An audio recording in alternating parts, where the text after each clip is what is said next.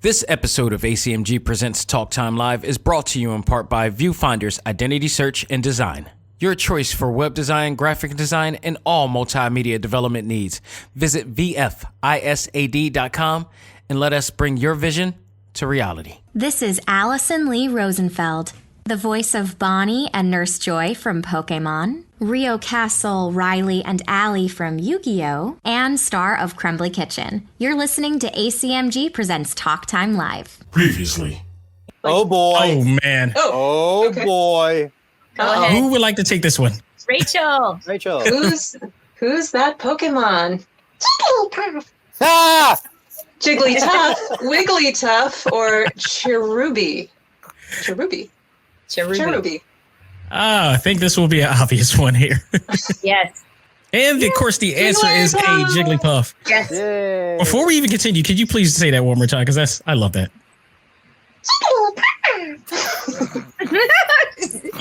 You are so funny. It's awesome. This week, the team behind Streets of Rage 4 announces a DLC expansion coming soon. Capcom announces Street Fighter V's latest fighting season with a character in the realm of rival schools. I enter my Nintendo Japan account to get an early look at Fighting EX Layer Another Dash, and in our final stage, I review KAZE and the Wild Mask. All this and more as ACMG presents Talk Time Live Extra. Select Start. Welcome to the show to give you all the news, views, and opinions in the world of gaming. This is ACMG Presents Talk Time Live Extras. Select Start with your host, Xavier Josiah. Power up and game on.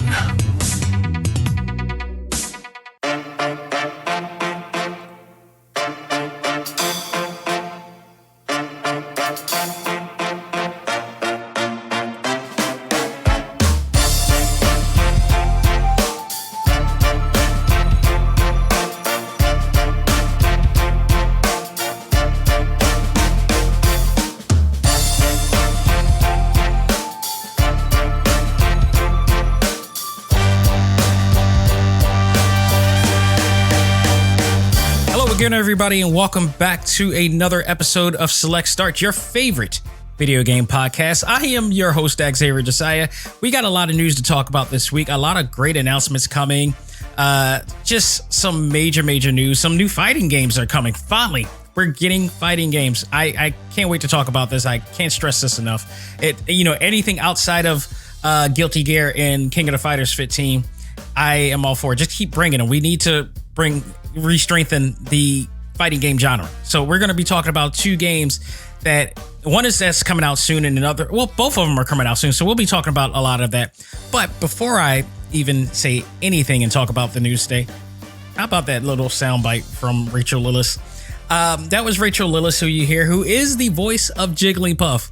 She, along with Veronica Taylor and Eric Stewart, were my guests for the Pokemon Master Trivia, which was a part of Anime Week last week, which is a Repop Metaverse event that I had the pleasure of hosting. And I was told by the people of Repop that Anime Week went off with great success. And I am very happy to hear that and very happy to be a part of it. And I am also happy to tell you that this is not going to be the end of me entering the metaverse, apparently. So there may be some future events, from what I was told, that I will be a part of. And I'm looking forward to seeing what they have next for me. It'll be very interesting. But I had a great time. Talking with the Pokemon cast, the My Hero Academia cast, and of course, the Naruto cast. Just awesome. But just to hear that voice do Jigglypuff, it perfectly, pitch perfect. It was just insane. I really, when she did that, I really just wanted, in my mind, I really wanted her to do a liner singing the Jigglypuff song and putting all you to sleep as listening to the show. That wouldn't have been good. But, also what you get to hear in that, and it's, by the way, all of those panels are still available to watch. So you can watch that at findthemetaverse.com. You can click on the Anime Week link in there, and you'll see all the panels in there. If you want to see the Naruto trivia, you can watch that on Facebook, actually, under the New York Comic Con page on Facebook. the irony of it, I keep saying this. It's so ironic that like I'm plastered on, my face is plastered, and I'm seen on New York Comic Con's page, but I've never been to New York Comic Con as of yet. I hope that this will be the year or next year once everything starts to open back up. It's a done deal. I'm definitely going to go to New York Comic Con. I'm finally going to get there sooner or later. God willing. But it's going to be pretty awesome. But go out of your way, go to findthemetaverse.com, check all of those out. I'm not sure how long they're going to be there, but check all of them out. They're absolutely entertaining. Hearing not only that, but also hearing Eric Stewart and Rachel Lillis reprise their roles a bit as Jesse and James of Team Rocket as they're answering certain questions. It's just so awesome. So go out of your way to check that out and keep us going, man. Keep the air fandom going. All right, let's talk about video games. Of course, this is a video game podcast, and I was talking about video game related stuff anyway. It is Pokemon, but let's talk about some latest news here. Sega announces the DLC expansion for Streets of Rage 4. Now, if I'm correct, I had a conversation with one Ben Piquet, who is the artist and person behind Streets of Rage 4. He was there last year, and I'm pretty sure that I talked to him about, DLC characters, particular characters I wanted to see. For instance, Shiva, because Shiva to me was like the baddest looking character in the bunch. And he kind of left it hanging in a sense, especially now because I think he knew that this was going to happen. And of course, he couldn't say anything. He had the NDAs. Of course, you can't really say that this is happening, but I'm glad that it's happening. I'm glad that this has been announced. This is awesome. We're getting a new expansion pack, not just new characters, but a whole new story expansion. And it is called Mr. X Nightmare. So not much is explained about this story, but it looks like our favorite vigilantes will enter a virtual reality realm that will have them fighting through a lot of craziness along the way. The game will feature playable characters, including Estelle Aguirre, which we kind of wanted to play in the original story mode. We didn't get a chance to play as her, but she looked pretty badass. And it just felt like if they're going to do this, if they're going to actually have some type of, DLC type of content, later on, that they will absolutely add Estelle to it. And now we're going to get to play her. And I am very happy about that because she's going to be a part of the story of this new story expansion, along with two other secret characters coming soon as well. Now, one of them, they're all silhouettes. So I can honestly say I believe that one of them is going to be Shiva. And I am hoping that is the case. It has to be. It just has to be. The other one, I'm not too sure who in the world that is. But, the other one looks remarkably like Shiva. And he kind of is in the game. His Streets of Rage, his old Streets of Rage pixel model is in there as well. I believe you can play as, I forgot some of the unlockables. It's been a while since I played that game. But not for long, because I'm going to be playing it again when this comes out. I'll tell you that. The DLC also provides new moves for the original characters in the game, as well as new weapons, one of which is a swordfish that you're going to be able to carry around as a weapon. And you're going to use a swordfish, a stiff swordfish, as a weapon. The other one I saw was a lightsaber that the characters have had too, and maybe some more coming into. Everything looks so awesome. The new animations looks tremendous. I cannot wait for this. They also didn't mention a release date for this either, but I'm pretty sure it's coming out very soon. And I think we're going to enjoy it just as much. Remember, this game was nominated for a Game Award last year, and its rival just happens to be Hades, another game that I had the pleasure of reviewing the creator of. That was an awkward year because I when that category came up, I was happy that both of them were nominated, but I'm like, damn, why did they have to be against each other? That's just wrong. But it is what it is, and it just tells you how great these games are that these guys put together. And I'm even more grateful that I was able to talk with these guys and have them on the show. So I look forward to this, and guaranteed this is going to be a review game on this show. So stay tuned for that. Here's something I didn't realize that was happening because I was really told. I could have sworn that I read that this game was going to end its DLC series. No, that is so not the case because Street Fighter V announced another new season of fighters. And in this roster this time, adding to the huge roster that they already have, is Dan, which I always thought that he was already in. Rose, which, yeah, eventually she had to come in. Oro from Street Fighter 3, which is very appropriate since this is the actual, Street Fighter saga, part of the Street Fighter saga that kind of is a prelude to 3. So it's Oro's in here, but here's something interesting. Oro has 2 hands. If any of you played the original Street Fighter 3 and played this character, you know that he had only 1 hand. So what's going to happen here, it looks to be, is that we're going to find out how Oro actually lost that hand. It has to be, because this is Street Fighter V is the lead-in to Street Fighter 3 because it's the actual prequel. It really in itself is a prequel to everything that's about to happen in 3. And yeah, I know it's a weird timeline thing, but it is what it is. Also added to this, and this was the big one. This was the big one for a lot of people who, like myself, are cult fans of this Street Fighter spinoff, and that is Rival Schools. They are adding one of a favorite for most gamers of this series, Akira or Akira. She was the sister of one of the other characters in the game. She is often considered one of the favorites in this game.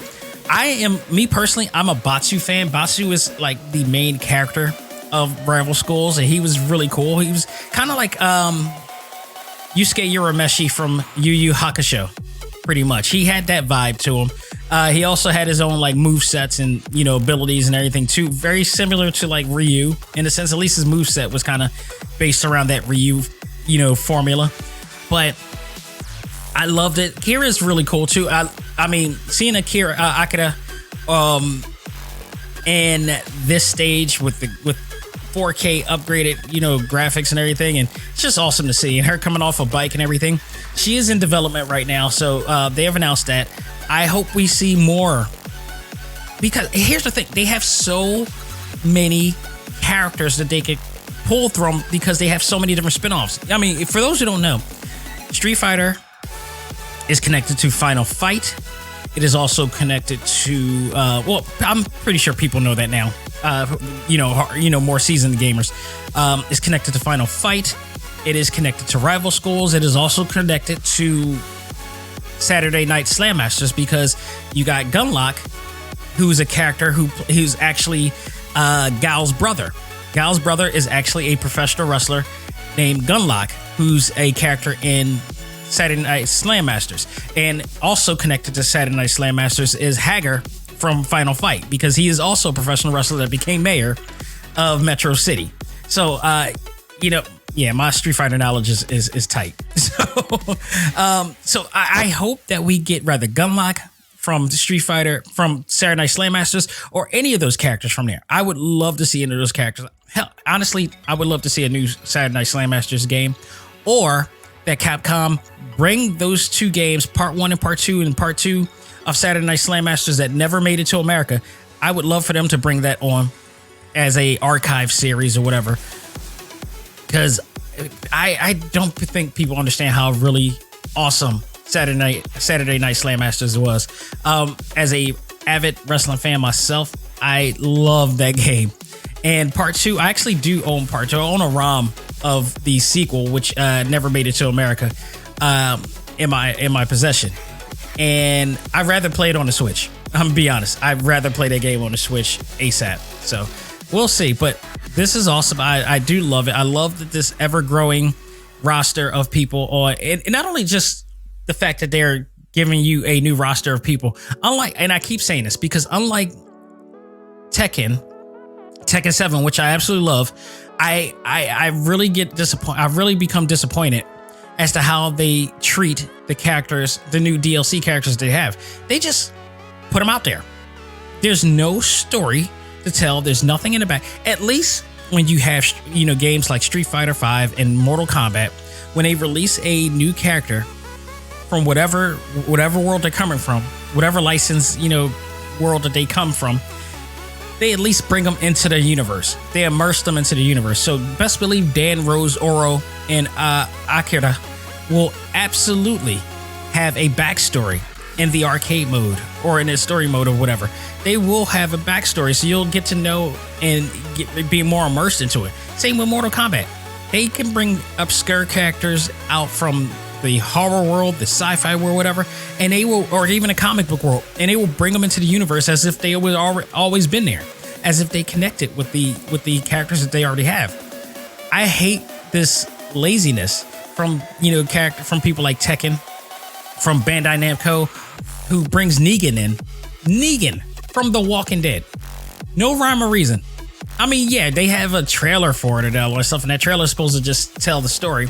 Or Noctis from Final Fantasy 15, or all these other characters, but they don't have a backstory. I mean, they went and Geese Howard as well. Geese Howard is freaking in there, which is crazy because you got Geese Howard, you got Heihachi Mishima, and you have Akuma in there, and you got these three massive egos in this one game. One from A.C.M.G, one from Bandai Namco, and one from Capcom, all coming together. That alone should have been something that they worked together to make even a little story mode featuring those three. Now, I am glad that they did, Akuma and really brought him into the game for that. But man, you brought Geese Howard in and you did really nothing with him, but just, okay, you can play as Geese Howard in the game. He really adds nothing to the story at all. I mean, great for those who like, just fighting for the sake of fighting and playing online with. Awesome. But man, as somebody like me who likes narrative, I would have loved to see how all of these characters would have, interplayed into that universe. But some of it just doesn't make sense. I think more Noctis and Negan doesn't make sense as to how they got into that universe than anything. Like, they're from totally different worlds. and they come in here and just, they're just there. So I don't know. It bugs me with that. But speaking of other fighting game news, and I love that. This is like probably going to be the most I've ever talked about in terms of fighting games in here. So I love this. But I got a chance to check out Fighting EX Layer, Another Dash. Now, this game is from, speaking of Akira, is from the actual company named Akira, who came out with Street Fighter EX Plus Alpha during the PlayStation 2 era. And this was a game, it wasn't the best Street Fighter game in the world, but it was still a pretty fun game to play. There were two versions that came out, and the second one had a fighter function to it that was, it was less to be desired, but it was still a fun game to really, mess with. But in there, they had the Street Fighter characters in there, along with these other characters that we've never seen before. And nobody really understood the dynamic or of this game and how does this relate to the other games. Well, now we kind of get a better understanding of what this is. So Akira has the ownership of all these characters that we've seen years ago from this, including Skullomania. Skullomania is almost like a Deadpoolish type of character. He is a guy in a skull outfit. He is a cult favorite among those in the fighting game community, and he's just what it is. He every bit is what he is. He's just a dude in a costume, but he does some crazy stuff, and almost the same fashion that you would think Deadpool would do some some crazy stuff. But you had all these other generic characters in there, and they weren't owned by Capcom, and they this company decided to bring these characters back out to a modern generation, better graphics, better everything. And it was out for the PlayStation 4. I never chose to play it then, but it's coming out for the Nintendo Switch in the course of possibly just a few days from now. But before that, it came out in Japan, and now I was able to check it out because I have a Japan account, and they, there's a region-free access to the Nintendo Switch for those who don't know, or for those who have known. They know that I've reviewed games, imports before. And here I did, what was it? It was Kamen Rider, which was a really, really good game, all in English and never hitting the States for some reason. And then also Persona 5 Strikers before it ever came to America. So I had, you got access to this. So I was able to, play these games early. And this is another one. They had a demo for it. Well, not even a demo. It's the free version because, how they're doing it for some reason is they have a free version that allows you to play as for the characters. But if you like what you play, you can buy the full game and be able to play with all the characters. So surprisingly, they kind of went, I could have went about the same, or I should say, for people who don't understand the term, Akira basically is the name of the company. But you got to roll that tongue, so it's Akira. So, but the actual game really plays well on the Nintendo Switch. They went the same route as Mortal Kombat, where they kind of had to, they wanted to run on 60 frames per second. I think they took lessons from NetherRealm when it comes to the Nintendo Switch. So the graphics is slightly diluted from the PlayStation 4, but not by much, surprisingly. I want to note that if you watch the trailer online that they did, it really looks very distorted. The graphics looks very distorted from the footage. It doesn't actually do the Switch version justice. I don't understand why it looks the way it does on the actual promotion, because when I played the game, it actually looks better than it did in a promo. There, so I would say play through it. Check it out. It actually does. I like what I played so far. Well, when you unlock the other characters, you'll be able to play as Skullomania and all those other characters that fighting gamers were able to play, back then that you recognize. But here's the cool part about this. From what I've read, is that this game is only going to be $25 when it comes out next week, and hopefully it does.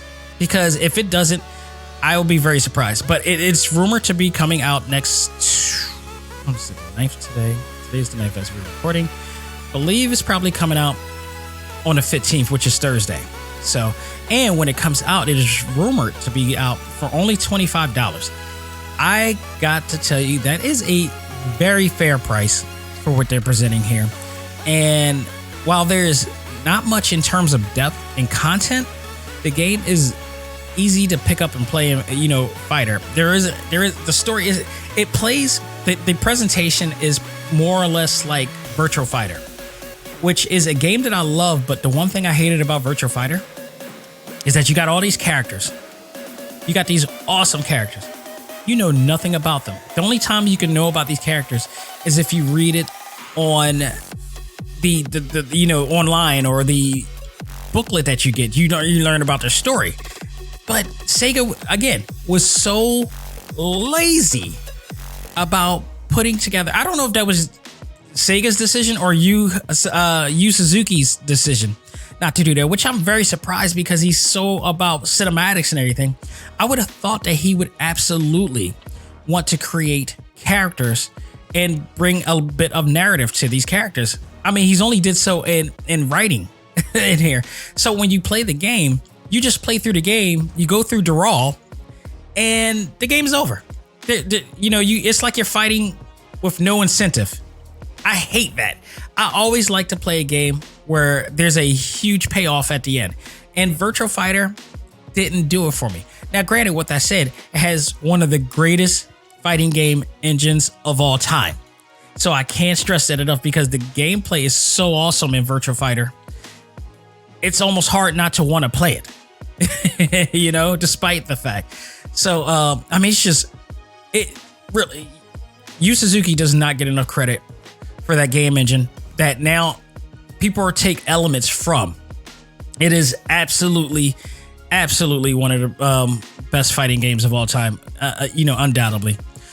So why I say it's fair is because it has an arcade mode, it has a few other modes to it, but it doesn't have the same depth of continuity that Mortal Kombat 11 gives you for the price of $60 or even $30 for an expansion. It just does not give it to you. So $25 is, to me, based on what I've already played, is very, very fair. So again, the other thing I want to point out too is that I say this, but again, Kamen Rider never came to America, and there's no plans for it to come to America as at this time, at least. But the game is entirely in English. Like I think you have the option to change the language and everything, but everything about it is in English. The text, the audio, everything is in English. But Japan got it first, so it's now scheduled to come out next week. It's built for the American audience, or the North American audience. So I'll be surprised if it doesn't come out, and if it doesn't, I'll just have to get it. I just have to get a Japan card and get it from there. But I think it's worth getting. I thought I had a good time. Now, some of the characters I was a little wary about, in terms of pulling off moves and move sets. I feel like some of the move sets from the free characters that you had, it's not easy or fluid to pull off in a sense because of how they did it. It was like they're trying to be extra for the sake of being extra and try to differentiate themselves from other fighting games by trying to do this really eccentric and odd like move set. And it doesn't exactly work for, and luckily all the characters have a different type of move set. Some of them do the traditional, half circle motion type, move sets or whatever. Others have it this is the weird one, where you just hit back and forth or up and down to pull off a move. And it doesn't exactly work in its execution it totally. But for the most part, you'll get used to it after a while. But overall, after playing the 4 characters, I'm going to invest in this game. It's like I said, it's $25. It's very fair to me, especially when you compare it to that of Mortal Kombat and other fighting games that will be coming out as well. So I'm very much looking forward to this. It looks awesome. There's another fighting game coming out as well on the 22nd, which I'm going to possibly invest in as well. And this game is called I'm going to probably butcher this. Toho Hioibana, which is antinomy of Kamen, developed by a company named Phoenix Games. This fighter was actually not a new fighter. It was released in December of 2017, and now it's being ported to the Nintendo Switch. This appears to be an all-female roster full of magical powered warriors who teams up as a duo of your choice to prove that you are capable of defeating the perfect possession, whatever that is.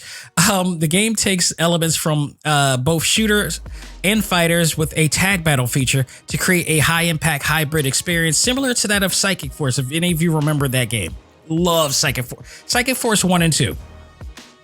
If you claim to be a fighting game fan but never played Psychic Force, you're going to be in the low level stages of a fighting game fan. Psychic Force was such an awesome game for the PlayStation at the time.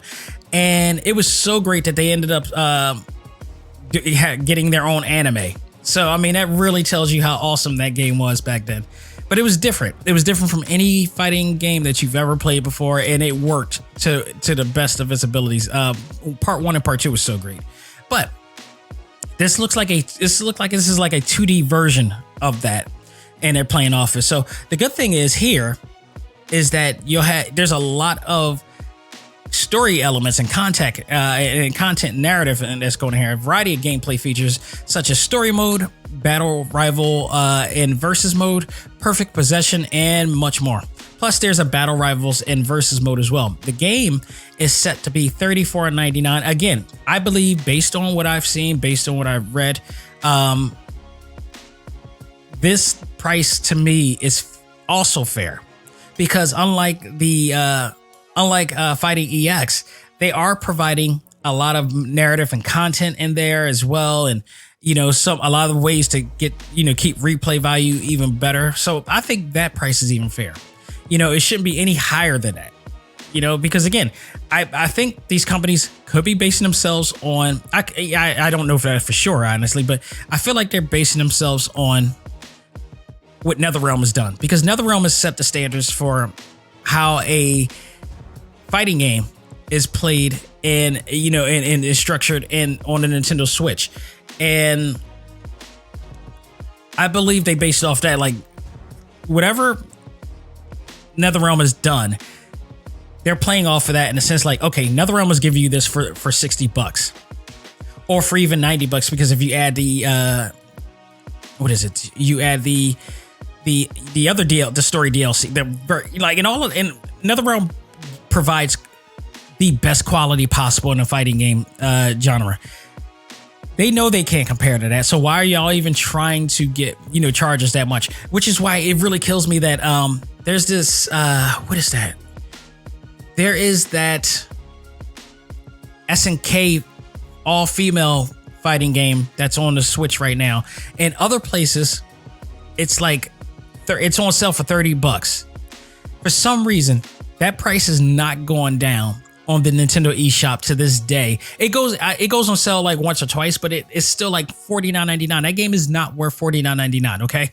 I can tell you that. It is nowhere near worth $49.99, especially with the reviews that I've read about that. That game is probably at least like 25 or 30 at best, and probably not because it's been out for quite a while. So they definitely should lower the price. It should be in the 60% great deals section as well. It does not budge. It's only budged once ever.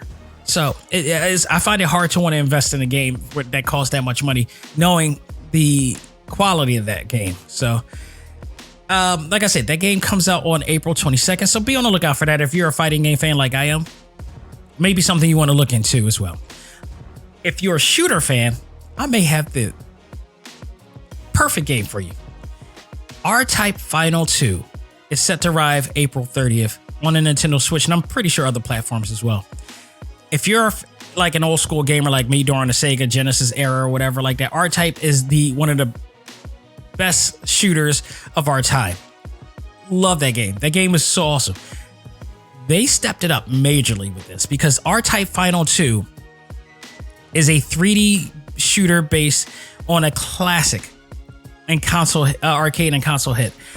The game steps it up so much. I mean, because now it's in 3D, they now have a feature that allows you to customize your fighter ship with powerful weapons, decals, and more. Like, you're literally customizing this ship to make it look like something totally original and totally yours. So you could change the color of the ship. You could change the cockpit glass of it. You can add decal to it. The creative suite for this is very good. It's not as depth. It's not deep, but it just enough to like, wow, this is pretty impressive. And not only that, you play using this ship that you created into the story of the game, and it shows in cutscenes and everything. And I thought that was really cool. The ship models and stages that you play through are all 3D rendered, and you unlock more parts, you unlock more ship models and everything as you go along. There's a demo out now that you could play on it, which I did play for it, and I gotta say, it's a very fun game. Not only it's a game for everybody, and this is what I really love, because the difficulty options for this ranges from practice, kids, and then it goes into the more harder stage. So like, it's a game that they want everybody to play, so you can play in kid level and just have a great time with it and just learn the ropes. If you want a better challenge, you could get to one of the deeper levels at that, but it allows everybody to enjoy this game, and I think this is going to be awesome. The game is going for $39.99, and let me tell you, just based on the demo that I played, which again, you can download it right now and check it out, I think this is going to be a worthy game to play. This is going to be worth it. If you're a shooter fan, I've played a lot of shooters, and this one is unlike any one I've played before. It's just that damn good. So go out of your way, download it, check it out, and if you like it, get it when it comes out on the 30th. So folks, that will do it for this segment of the show. We're going to take a break, come back, and enter the final stage as I review KAZE and the Wild Mask. We'll do that right after this. Ladies and gentlemen, this is Xavier Josiah, the host of A.C.M.G. Presents Talk Time Live, the podcast. You want to catch up with all of our podcast shows and hear from some of the hottest names in all of anime, comics, movies, and games, such as... This is Miley Flanagan, the voice of Naruto. This is Stephanie Shea, the voice of Sailor Moon. This is Ruben Langdon, voice of Ken Masters and Dante from Devil May Cry. Hey there, this is Kyle Hebert, the voice of Ryu from Street Fighter V. This is Chris Battle, character designer of Teen Titans Go. Here's your chance to check out all of that and more on TalkTimeLive.com. TalkTimeLive.com provides all of our ACMG content with new and previous episodes, exclusive interviews, articles, and much more. Visit TalkTimeLive.com and let us help you learn to let go, live life, and love all things ACMG. Talk Time Live.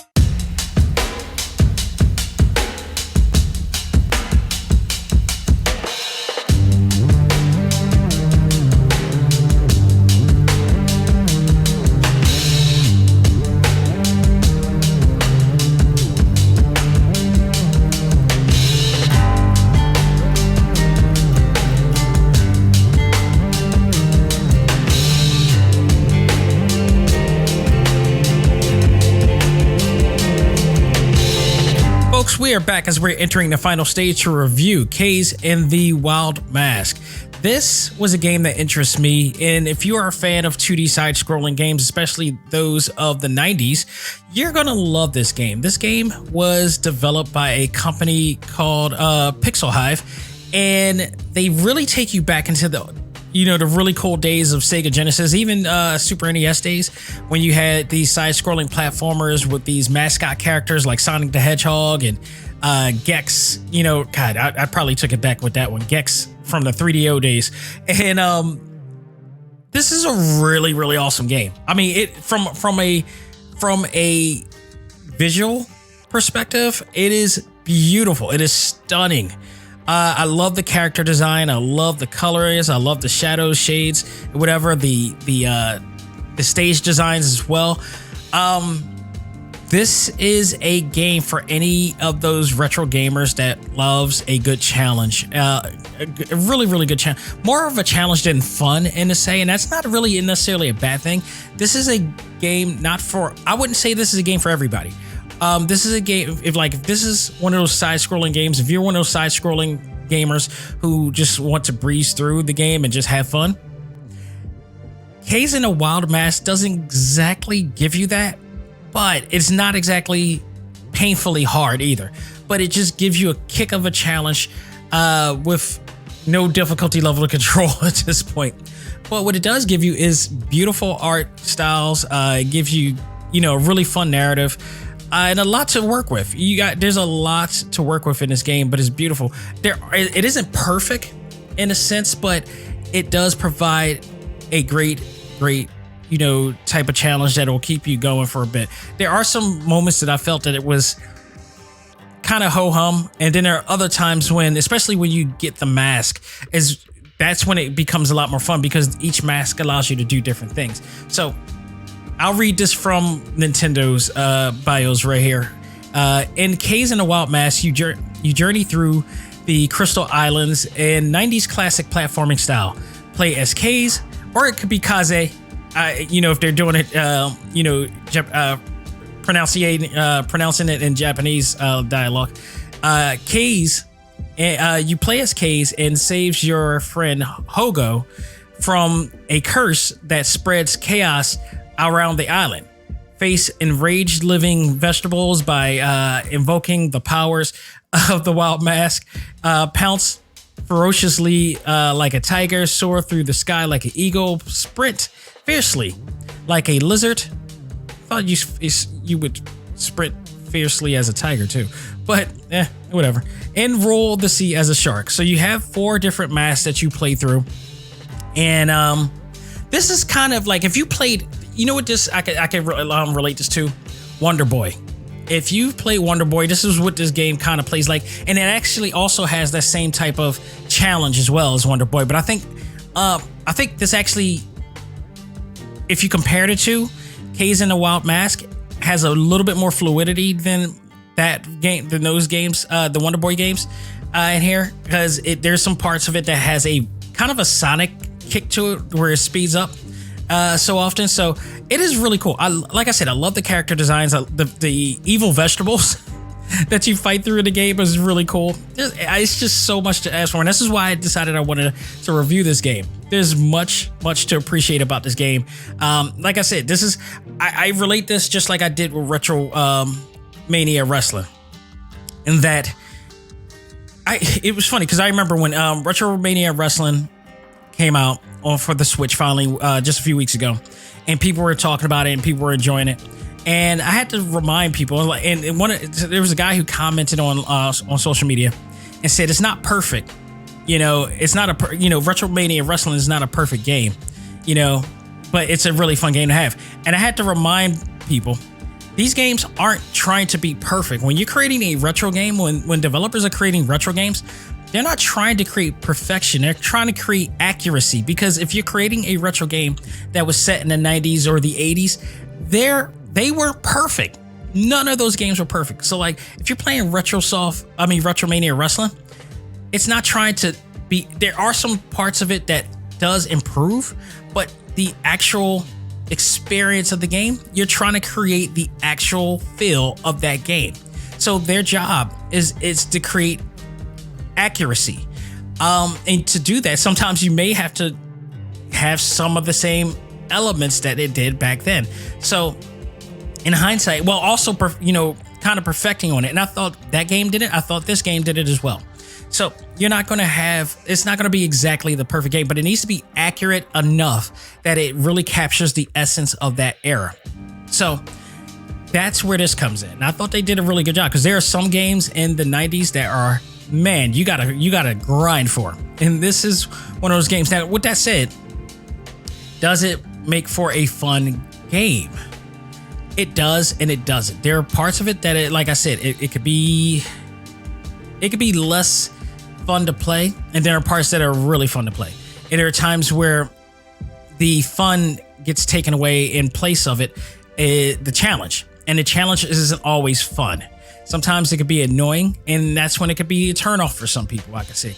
The features in this, again, you control the Wild Mask and get the powers from the tiger, eagle, lizard, and shark, which is the most fun part about this game. Seeing the transformation once KAZE wears the mask and gets these extra abilities and whatnot, it becomes a lot more fun. But there are times when you're not wearing a mask and you're just going through these stage designs and these stage challenges that they have, and the designs aren't really as fluid as you would like them to be. Sometimes it's not just the fact that it's a difficult game. Sometimes it's just not a fluid game. Sometimes you're approaching a certain area where it's like, okay, this could have been done a little bit better. And especially now when we got games like Super Mario Maker, where we can have a better, where, Miyamoto-san has allowed us to understand how actual stage design works a little bit more. So we're a little bit more in tune to how these things work. Some of them doesn't have a balanced feel. And I felt like that was the case in some of the stages that were. The other thing too is that when you start playing it, it kind of drags in a sense, because you're going through all these stages, you're waiting for these boss battles. These boss battles barely ever come, and it's like, when is this boss battle happening? I would have loved for this game to have a mid-boss battle, because you're going through all these stages, and it just kind of breaks away from the monotony of just going through each stage every time. There would have been something like Sonic the Hedgehog does that really well. The 2D versions especially, where every once in a while, or even Mega Man, I'll give that one. Mega Man every once in a while in the stages has a mid-boss stage that breaks away from just traveling from point A to point B. So I would have wanted that they've done that for this, instead of just making it like you just going through the motion every single time. So I would have loved that a lot more. You do uncover the secrets of Crystal Island, up to 30 plus levels and bonus levels as well. Much like Sonic, you go through these little portals that allows you to, get some extra items or whatever or whatnot. You all through the game, you also have to try to get, the letter. You got to spell out the letters KAZE in order to get a crystal. And I don't necessarily know what that leads into because I haven't played it that hard to try to do. But you got to go through a lot of motion. Sometimes you have to go back a bit to find it, or you got to replay the game again. That's the good part, at least. You can play through the level again to get some of the items that you did not get to collect. And I don't know what that leads to, but I don't want to say it's tedious because it's not necessarily that tedious, but it needed something else for me to really want to emerge and get into it. I love the cutscenes that they have on there as well. It doesn't really, there's no audio to it. There's just some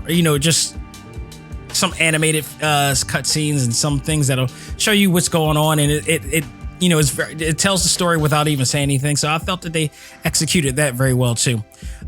So yeah, you do kind of get, as this says here, you get to relive your childhood memories of classic platformers with high quality frame by frame pixels. And I think the high quality frame by frame pixels is the strong point of this game. It is absolutely a beautiful game. I love how KAZE can glide into the air with their ears and such, and I love the fact that and I believe KAZE is a female rabbit too. That's the other thing I love about it. It's a female heroine this time around. Much like River City girls. It's not like they're not the ones that are in damsels in distress. They're out there, proving that they can kick ass and they can handle their business as well. So I love that factor as well. So I love the character. I love the art style.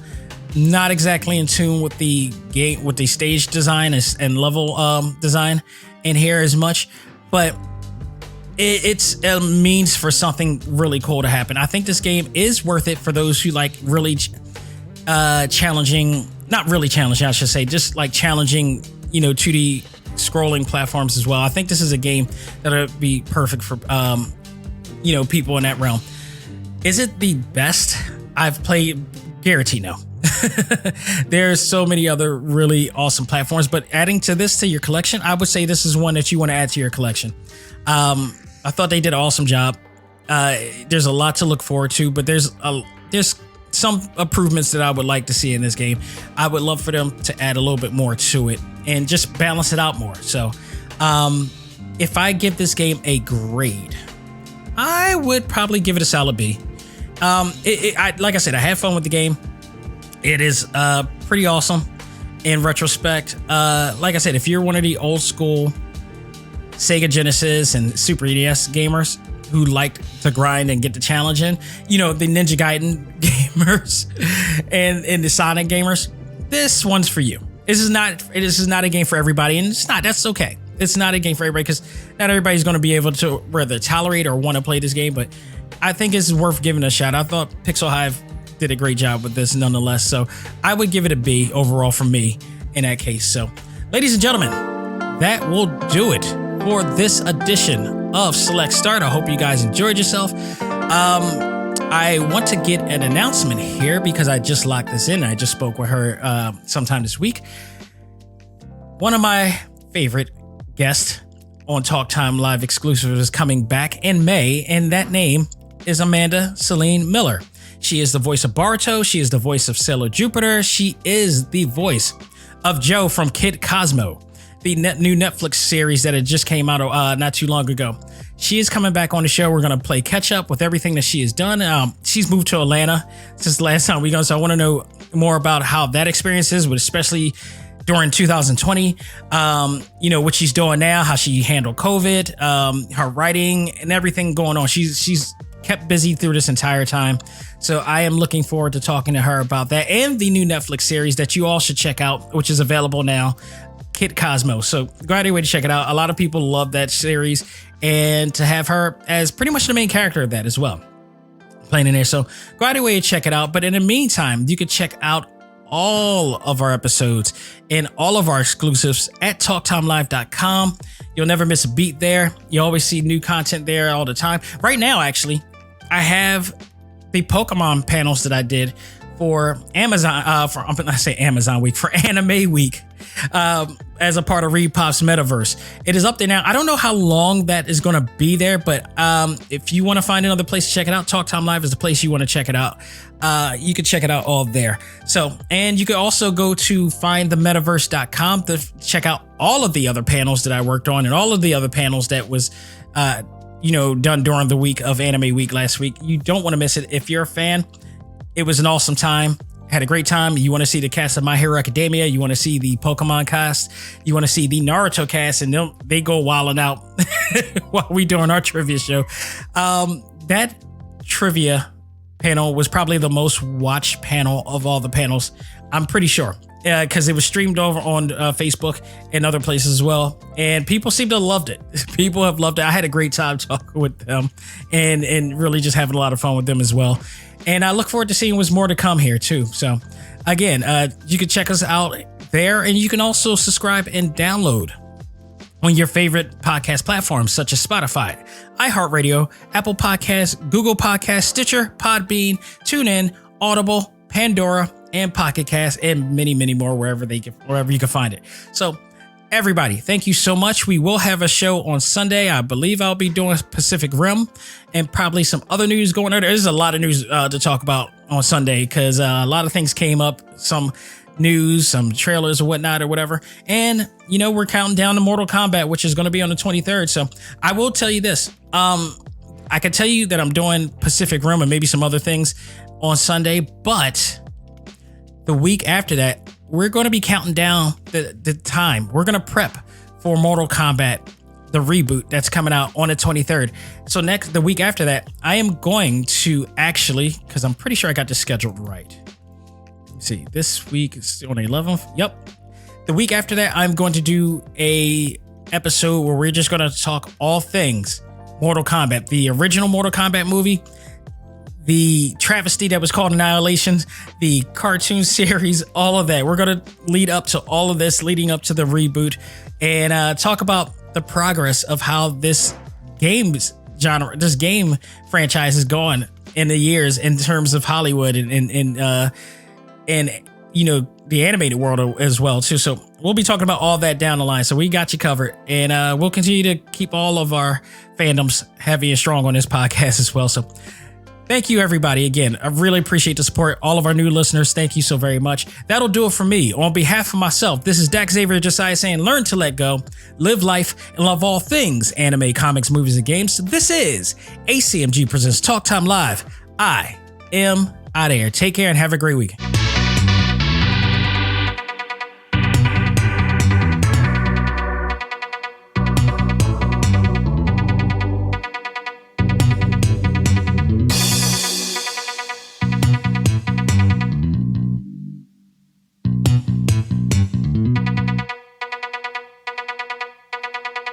Music for this episode is provided by Game Chops. Check out these great chiptune tracks and more at music.gamechops.com.